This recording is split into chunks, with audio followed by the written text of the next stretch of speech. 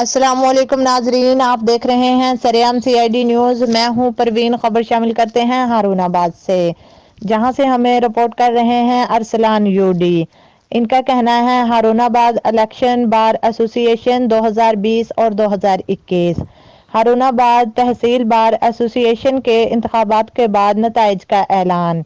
ہارون آباد چودھری اعظم گروپ کے زاہد Munir advocate 102 vote لے کر صدر بار ایسوسی ایشن منتخب ہوئے اور ان کے مقابلے میں عبدالخالق ایڈووکیٹ نے 86 ووٹ حاصل کیے۔ ہارون آباد جنرل سیکرٹری میں راؤ نعیم امجد ایڈووکیٹ 95 ووٹ حاصل کر کے کامیاب ہوئے اور ان کے مقابلے میں عامر بلوچ نے 93 ووٹ حاصل کیے۔